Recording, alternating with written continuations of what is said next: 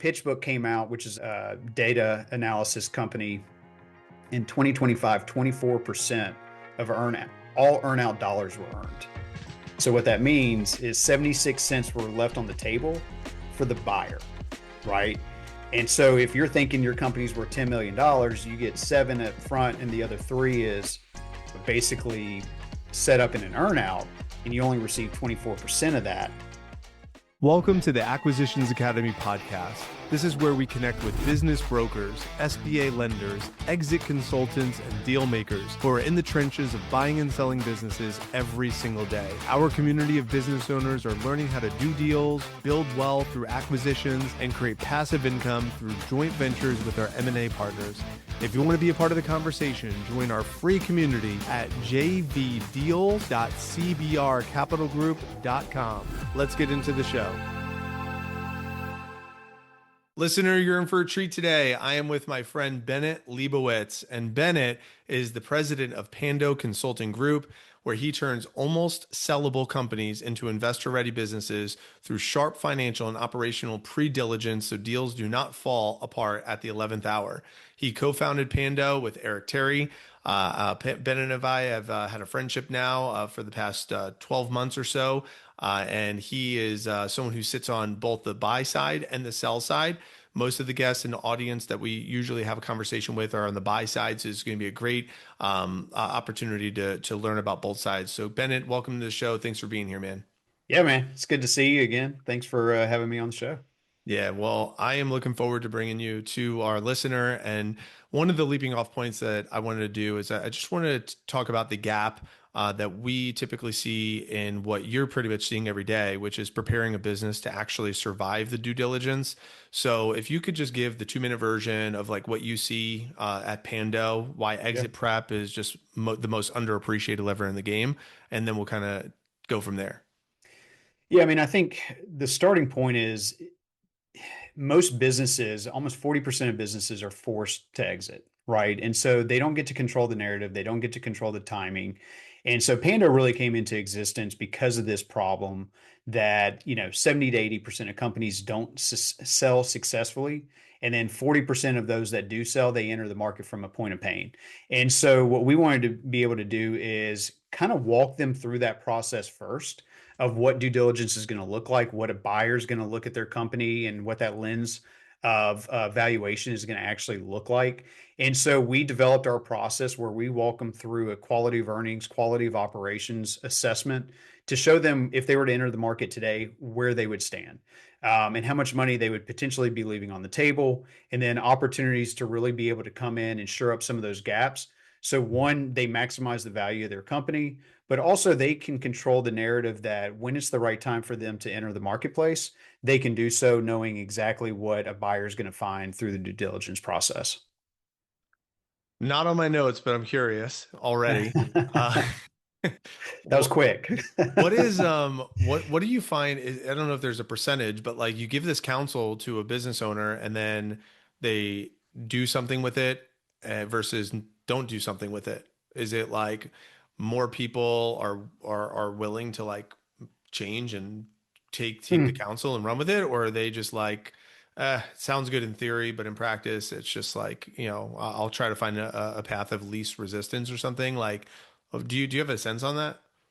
Yeah, I mean, I think we run the assessment on every client. So I think the stopping point is whether or not they even go through the assessment with us. And those are the individuals that most likely are never going to take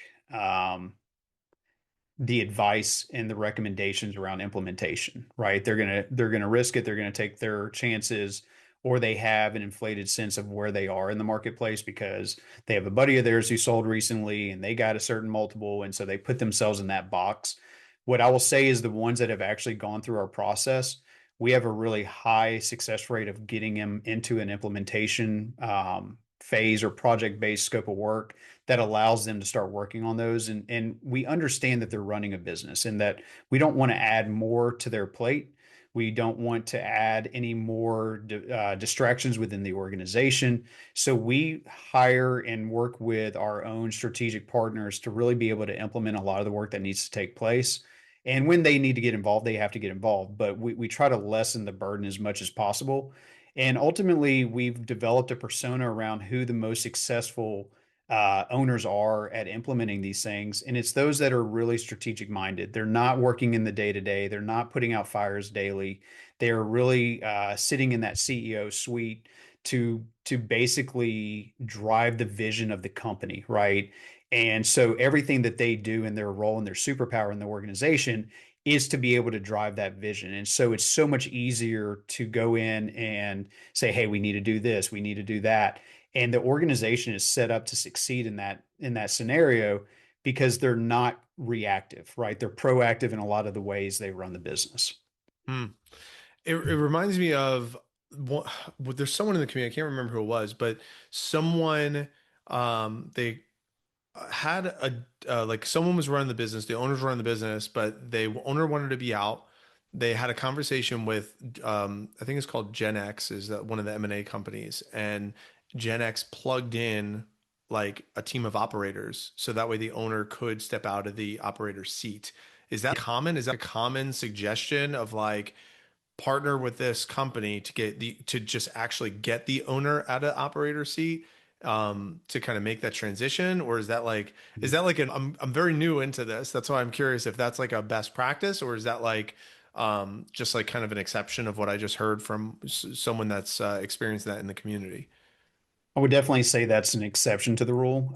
Most companies that have a strong owner's reliance, it's because they are control freaks. They want to control every aspect of the business, right? And so you don't typically see an owner coming in and saying, I don't want to do this anymore. We do have fractional COOs that we can plug in if that's not the strength of the owner. And that's part of our process is to understand what is that superpower of the owner. Where do they sit primarily in their day to day, and where do they desire to sit in their day to day? Like we're dealing with one right now. She's an incredible operator, but being a visionary is not necessarily her strong suit. So to have somebody come in and be that visionary for her is really important. Now flip that and say the owner is an incredible visionary but not a great operator, then we need to plug somebody in. And if a fractional makes sense because they don't need somebody full time, then we can do that. The challenge is when they don't want to relinquish control, Mike. That's the problem, right? Because they're going to micromanage anybody who comes in and sits in that seat, and they're already setting them up for failure. Mm. Got it. Yeah, I appreciate that context. Because, like I said, I'm learning as much as I'm as much as I'm bringing value to the listener. I'm bringing value to myself. Because it is true. I mean, the owner doesn't want to have a business that's depending on them. But if they're tired and they want out, then and they potentially want to sell, then they also have to relinquish the control, which is what you Yes. just mentioned. So, um, one of the questions I have written down for myself that I am curious is the top three reasons why a deal might die, and what you say, the 11th hour. If you could just kind of talk about like this almost sellable concept. Yeah. So, a lot of times companies are profitable. They're generating good income, good revenue. But the problem is the organization itself is not really set up to transfer, right? And so, depending on who the buyer is, if a private equity group comes in, they don't want to run the day to day. They really want that continuity to take place. And so, a strong management team is going to be really, really important so that the day after they acquire you, everything that you've promised them that the business can create will continue forward. A lot of times when you have a strong owner kind of controlled organization, there's a lot of risk that goes with that. And so, financially, the LOI may make sense, but as they start getting into due diligence, that LOI starts getting discounted because they're looking at operations, they're looking at the owner reliance, they're looking at the transferability of customer contracts, they're looking at liability, they're looking at tech stack and how you're leveraging data and all these things that are going to take place for that new owner to come in and realize their return on that investment. That's where the discounting takes place. And so as you're going through due diligence and you're dealing with all of these questions that start raising concerns to the buyer, that LOI starts getting discounted. And so that's one. The second one is that honestly, they can't decide on what that deal structure really looks like. The buyer has one set of goals, the seller has another set of goals, and you're negotiating throughout that. Is there an earnout? How long is that earnout? What are the metrics of success of that earnout? All these things really, really matter. A lot of sellers think that they're going to walk into the marketplace, they're going to put their company up, there's going to be an auction bidding war scenario where they got 5 or 6 people bidding on their company, and they're going to be able to name their price. And then they get to the end around the deal structure, and it's like, well, you're going to have a 3-year earnout, and we're going to pay 70%, but that other 30% is going to be earned over the next 3 years, and you have to hit these metrics, and you have to be involved in the company. Well, most sellers want to wipe their hands clean of the company the day after the sale and walk away. That doesn't happen. And PitchBook came out, which is a data analysis company, in 2025, 24% of all earnout dollars were earned. So what that means is 76 cents were left on the table for the buyer, right? And so if you're thinking your company's worth $10 million, you get 7 up front and the other 3 basically set up in an earnout, and you only receive 24% of that. Your purchase price is way less than what you initially thought. And so all of these things start playing into it at the time where structuring the deal actually takes place, which is that 11th hour. And then the last one, which, my family sold our 80-year-old legacy business last June. My dad was 85 years old, and he got cold feet and at the 11th hour. And he didn't know what he was going to do after. And so he had to go back to the buyers and negotiate a position for himself for the next 2 years. Even at 85 years old, he wanted that kind of control of how he was going to exit. Even though the business was going to be successfully exited, he needed to figure out the personal side. And so that's a big deal that is not really paid attention to, that the buyer's done everything they need to do. They due diligence has gone well, the deal structure has gone well, and then the seller starts getting cold feet, and then they walk. And so all of that work kind of goes to waste. And so we really want to be able to have that conversation, ideally years in advance of the sale, but at a bare minimum, as we're kind of going through the sale process, acknowledging that this may be an issue. Well, what's interesting, I really appreciate that story about dad, is most of our audience are going to be on the buy side. And, but just kind of like hearing that, do you think from that scenario or any scenario like that, the seller um, is, I guess, like in the pre-diligence that could make, that should make the buyer potentially slow down or walk? Like, I don't know, would that like kind of spook, the buyer be like, oh, this guy's not real, Oh, or, absolutely. like Yeah. what are some things that a buyer could potentially maybe flag or keep in mind during this, during the buyer side? I know we're kind of flopping a little bit here, but just curious on that. Yeah, I mean, so when we're working with buyers, we're putting together an acquisition thesis, right? So what is the ideal situation? What are you looking for? What are some red flags that you're going to stay away from? I think a lot of times buyers are coming in and they have this kind of magic bullet that fits whatever financial scenario they're trying to create, and there's so many other outside issues that come into that are not even paying attention to. And so just like getting a company ready to sell, companies or individuals need to look at what is their ideal situation when buying a company, and then what are some things that are a hard line for them that they're going to walk away quickly. We had a situation where we got introduced to a guy. He was working on a purchase for a year, and he couldn't get it through. And so he wasted an entire year of not only just time, but resources trying to buy this company. And it was ultimately the seller that was the issue, not the buyer. But he saw this vision of what it was going to be, and he couldn't. It was that sunk cost mentality, right? He's put so much time and energy into it. He just kept going. And eventually, advisors had to say, you got to walk.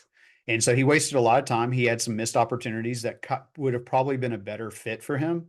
But because he didn't have an acquisition thesis, he just kind of went into this um, eyes wide shut in a situation where he thought he saw the opportunity, but he wasn't paying attention to the critical factors that were right in front of him that would have told him, "Hey, walk away quickly." And I think that's the problem with a lot of buyers, is they have this vision of what it's going to be, and they're really missing some critical elements that are going to either blow up in diligence, or it's not going to be the right fit. Is there like a buyer side and a seller side on like, hey, in order for us to stay on pace or something like that? Yeah, I mean, when we're dealing with a buyer, we will actually go in and engage with the seller and try to kind of interview them and run our discovery process through that so that we can highlight that. What we want is not that necessarily that process be done by the buyer because there's too much emotion behind it typically. And so they're a little bit blinded by the opportunity versus kind of just being fully objective and saying, hey, these are concerns that we have. So yeah, I think, we're not necessarily, it's not the same when a seller goes to market. It's usually immediate. A buyer can come in and start vetting some companies, like you said, 12 to 18 months in advance. They can start having conversations, they can start building rapport. It just really depends on what that relationship is, and how they're going about it. If it's a smaller company and they're just looking for an investment and they don't really know what they don't know, they're just trying to find a company to buy, those are usually the most dangerous things to walk into versus, I'm an HVAC company and I'm looking to buy a competitor in my market because of X, Y, and Z. And you're just kind of building that rapport. And when it's the right time, you're able to do that. That's a very different situation than just coming in cold and trying to find a company to buy because it's going to make financial sense. Yeah. Okay. Is there like what I heard was the relationship. Okay, build rapport, connect, make sure you have a relationship. If Try you to can, if you so can. that's the goal, right? Right. Fly in or like have a take them out or have a meal, break bread together.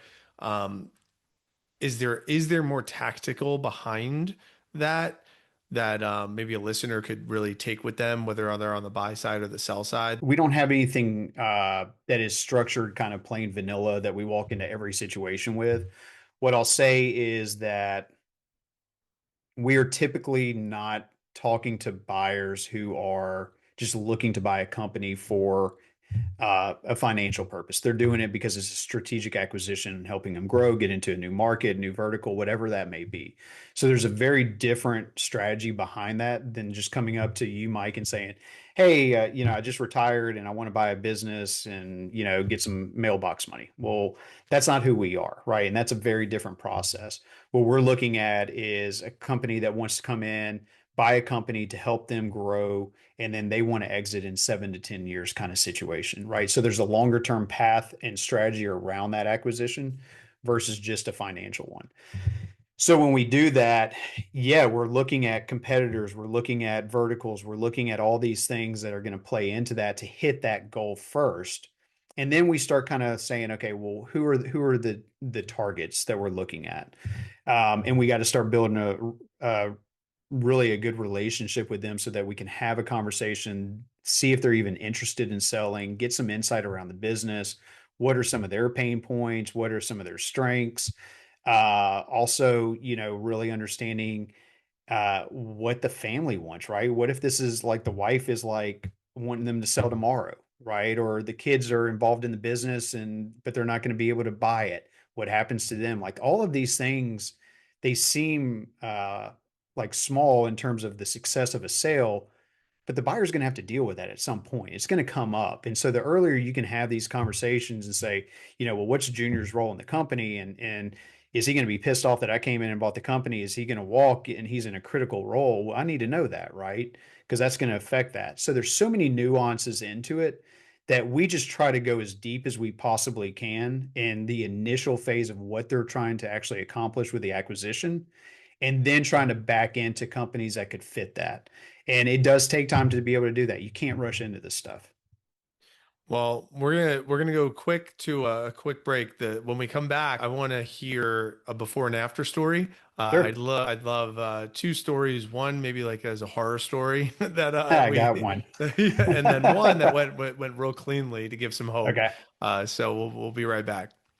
You are listening to the Acquisitions Academy podcast. If you're a business broker, SBA lender, exit consultant, or just someone who's in the deal making world and you want to connect with a community of business owners who are actively learning how to acquire businesses and build wealth through joint ventures, join us. It's free, no cost to you. jvdeals.cbrcapitalgroup.com. All right, back to the conversation. Awesome. Yeah. So I'll go with the horror story first. I think that's more important because it could have been resolved if it was things were done earlier. 100-year-old logistics company. They were on Gen 3. Gen 2 was 90 years old, still in the business. We were dealing with Gen 3, who was 60 years old.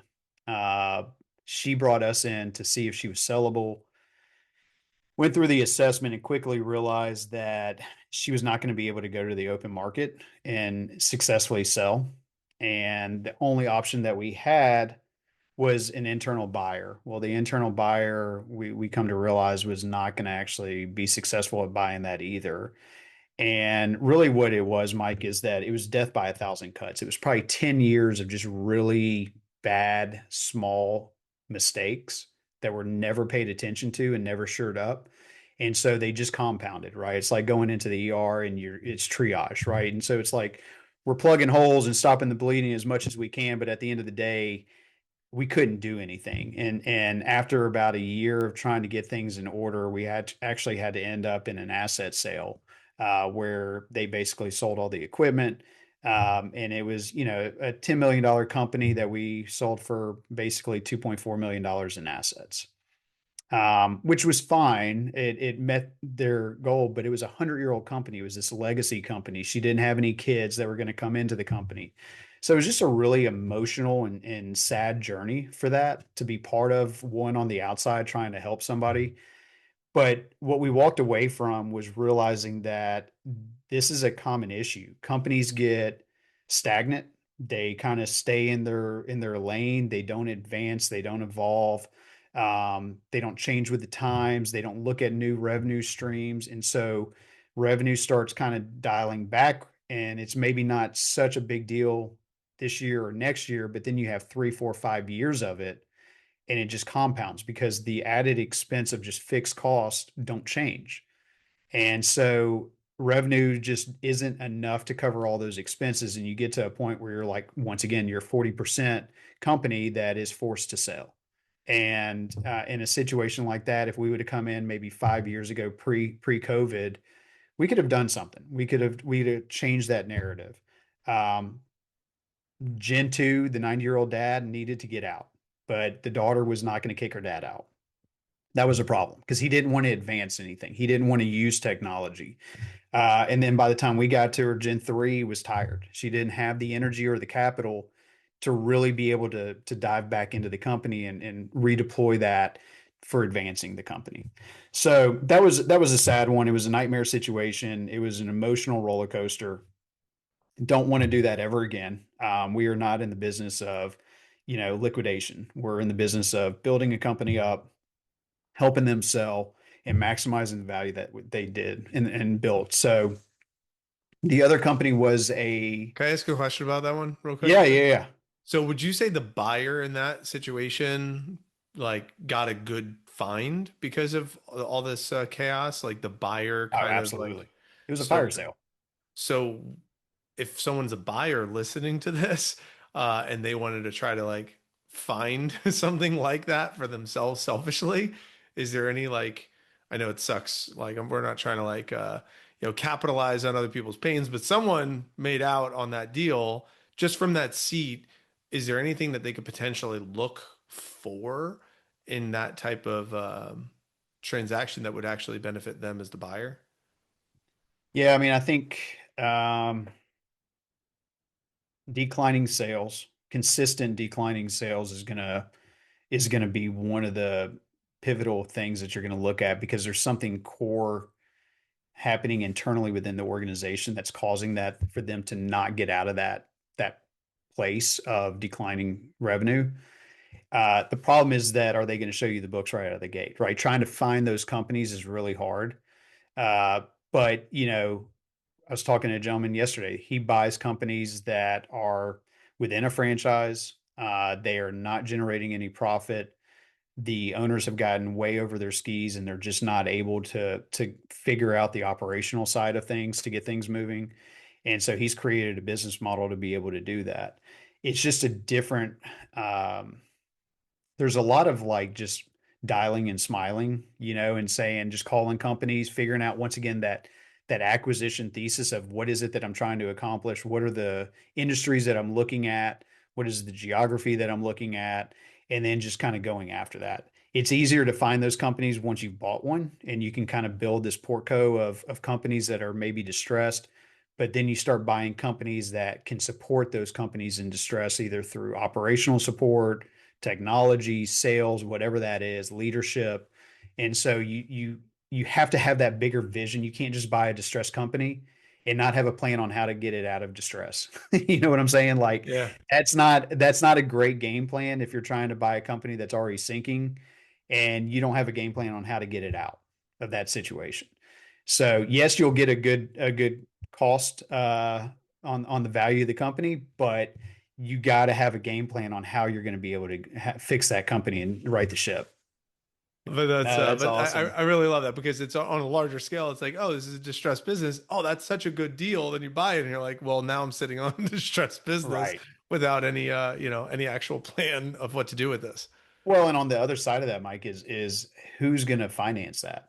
The SBA is not going to finance a company that's not profitable, right? And so you got to have some kind of investor relationship or something that's going to help you acquire that company. But an investor is going to want to know what's the game plan around you riding the ship, right? So the acquisition part is not the hard part. It's actually fixing the problems that are inherently within that organization that cause them to not be a growing company and a profitable one. It's great. And that's what I love about Elijah, Elijah Cheeks, who I've partnered with CBR Capital Group, because he's like the genius behind how to use other people's money and like Yes. not use and like SBA is almost like like a last resort. Like he has such creative ways. So I'm learning a lot from him and just like being a fly on the wall inside the community. So Yeah. I got a lot to learn in this space, brother. So thank you so much for space, sharing some of your knowledge here, so I can continue to learn and our listeners can. So I'd love to hear about the success story of like, Yep. something closed cleanly. How does something like that unfold, and how does Pando support there? Yeah, so we had a company, it was a pest control company. This is back in 2021. I'd been working with him for about 3 years prior to that. He had a 7 to 10 year exit plan. Uh, we were building out his management team because he did not want to work in the day to day much longer, and we knew that was going to be a big issue. He was kind of that typical trades person who came in, built a company from blood, sweat, and tears, uh, and built it up to an incredible company, but he was handling everything. And so to scale and to grow, we really needed to be able to start building out that middle management and allowing him to kind of push the vision of where the company was and sit in that true CEO seat, and allowing the day-to-day stuff to be really handled by the management team. COVID hit, and he had a medical issue where he was not able to go into the office. And so it was kind of like, all right, let's see if we did this right. And we kind of had to test out, whether the management team was ready to go or not. Obviously, everybody was at home and kind of sitting around. And so pests were not something that you were going to be just kind of dealing with. And so his business blew up and had incredible growth in 2020 and 2021. And Rentokil, which is one of the largest kind of private equity companies in that space, came in and offered him the highest multiple they've ever offered a company. And, he ended up selling for, I think it was like a 12 or 13x, which was ridiculous for his EBITDA that he had. And it was, Mike, I want to say it was probably 5 years before the soonest exit window that we were looking at. And it goes back to the idea that we don't know when that exit is going to take place. The point is that when it's the right time for your company to sell, you want to be able to strike while it's hot. Because if we would have waited a year, 2 years, the market completely crashed around that. Interest rates went up. Everything started kind of consolidating around multiples. And so he would have left millions on the table if we would have then started working on what we were working on 2 and 3 years in advance. And so it didn't matter that he wanted to sell in 10 years. The point was that he wanted to be transaction ready, and we were able to provide that for him. Was there a cost associated with us helping him? Absolutely. Did he get a ridiculous multiple on that cost? Absolutely. And so, once again, it's taking a strategic minded owner who's willing to invest in their business and not just create a lifestyle company, because nobody's going to buy a lifestyle company because there's no transferable value in a lifestyle company. And so that's what we want to be able to do is say, hey, if and when you're ready to sell, you can rest assured that your company is ready to go to market and that you're going to maximize the value of your company. Well, what I love about your approach is, I mean, you're really taking a human holistic approach and like really doing right by, all the different parties involved. And it's, that's the goal. We would hope every business does that, but it's really great to see that, that's what you and Eric are doing with Pando. Would you say that's like a differentiator for you guys as far as like from other exit advisors, or, are there other differentiators that you feel like you guys are kind of doing in this, exit advisor space that you're in? Well, I think what makes us different is Eric and I are both from families of entrepreneurs. I can go back 5 generations on my family, and everybody was an entrepreneur on both sides. And so there's this passion to, one, help protect the legacy that these entrepreneurs created for the next generation or for whoever the next buyer would be. But it's also to protect our how our nation creates wealth, which is capitalism, right? And I look at my daughters, and if they want to open up a company when they get older, they should have every right and every opportunity to be able to do that. My concern is that if 70 to 80% of companies don't sell successfully, and we have roughly 6 million companies that are looking to sell in the next 10 years, what happens to all those employees? What happens to the companies when they just shut the doors or they have to liquidate their assets? That company I was talking about before, they lost 40 employees. 40 employees lost their jobs, right? Now that's one company in one city in the country, but you multiply that by, millions of companies, the impact is huge. And so we just want to be able to, yeah, protect the legacy of what was built, but also make it a successful exit, not only financially, but personally. I want you to be able to walk away from the sale and feel like it was the best time for you to be able to do this. And you have a plan or a chapter two to your life after being this business owner and being that identity is held so closely to the business and the community, right? People know you as, you know, Mike, the business owner. And it's like, well, okay, that's great. But what else can Mike be if he sells his company? What else does Mike have passions around? What does his family want for Mike? All of these things play a big role. Now, that's not what we do. We work with partners to help figure that out. But we want you to look back the day after you sell and be like, this was the best decision I ever made, not the worst, or you feel like you left money on the table. No regrets, right? We want you to be able to walk away feeling good. No regrets, not even one letter. No regrets. No, yeah, yeah, exactly. The Exactly. movie. Yep. Yeah. How old are your daughters? So I got a 21-year-old who we are talking about like what is owning your business. She's an esthetician, and so that is a hot space right now in the M&A space. And it's like you have no idea what's out there, and I could help her build it. And she has a passion around it. She does not have a passion around running a business, but she has a passion around what she's doing. And so instead of being an employee, could she be an employer and run a company? My younger one, who's 13, I haven't figured out if she's going to rule the world or burn the world down yet, but she has a strong personality. And I think whatever she puts her mind to, she will conquer. And it's just the sky's the limit for her. And I want every opportunity that I've had in my life to be the same for them. And it's changing. AI is changing things. Just kind of where this amount of companies that are trying to exit is changing things. It's a great time to be a buyer, but you have to understand also what you're buying. Hmm. We're kind of heading towards the exits here. Is Sure. there anything I didn't ask you today that you're like, I kind of would have liked to hit on that, or kind of go in that path, just to make sure we kind of capture it before I ask you, one or two final questions? Yeah, I think the only thing, regardless of whether you're on the buy side or sell side, put time and effort into understanding what that really looks like and get an outside perspective. This is not a sales pitch. It's just talking to somebody who understands the reality of that process and making sure that you do it the right way because you have one chance at it, right? And if you screw it up, then it's going to be a painful process. And so We just want people to get out there and talk to people who are helping businesses outside of just the transaction. Most brokers and IBs are interested in the transaction. You need to talk to somebody who is really going to help you understand what that looks like and whether or not your company is really positioned to either sell or be bought. So It's great. And obviously with a 13-year-old and a 21-year-old, um, if they ever enter into the space, I'm sure you have some sort of skills and resources, but you also want to give them a lot of resourcefulness. And, yes, so if there was any of that resourcefulness that you might want them to like inhibit or like own or take with them outside of just dad's, coattails, like, hey, just tag along. Well, what might that be that maybe a listener could say, all right, I'll take some of that. What would that resourcefulness potentially look like for your girls? I think the willingness to build something bigger than themselves.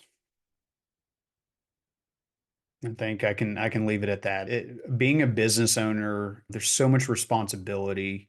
I think a lot of times employees feel like they got all the pros and none of the cons.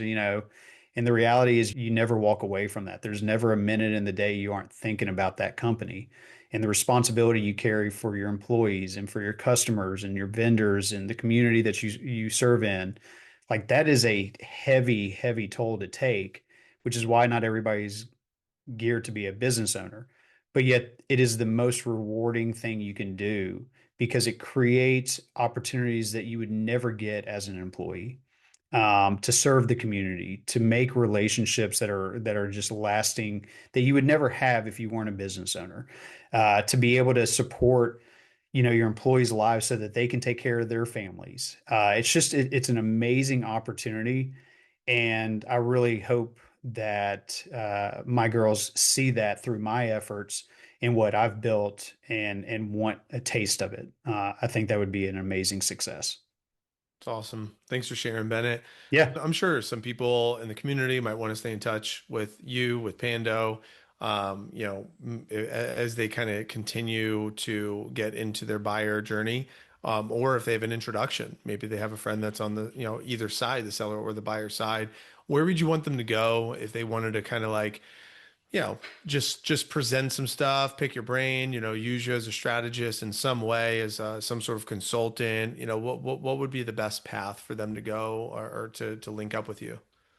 yeah. So you can find us at Pando, Pando consultinggroup.com, all one word, which is a long one. Or you can find me on LinkedIn under Bennett Lebowitz. I don't think there's a whole lot of them on LinkedIn, so I think it would be pretty easy to find. And then we also have our main page for our company as well on there. Contact us internally through that. Just hit the contact button, and you should So be the able to. content, what is this readiness assessment on your website? So the readiness assessment is just a way for us to kind of high level show you kind of where you are. It's a way for us to go in, answer a few questions, get an idea of where you are, and also see where some of the gaps may exist.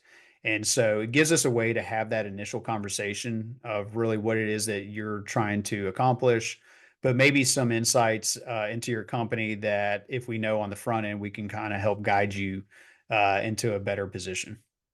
Sounds like a good deal to me. Yeah. Listener, go to pandoconsultinggroup.com and take advantage of that. It seems like a great resource. So, Bennett, thanks so much for being here, sharing your wisdom. I look forward to the continued collaboration, continued Absolutely. conversation over the next upcoming 12 months and more. Thanks for being here, man. Yeah, I appreciate it, Mike, and best of luck to you, man. Thank you. And listener, obviously, thank you for being a member of the community, for listening to the show.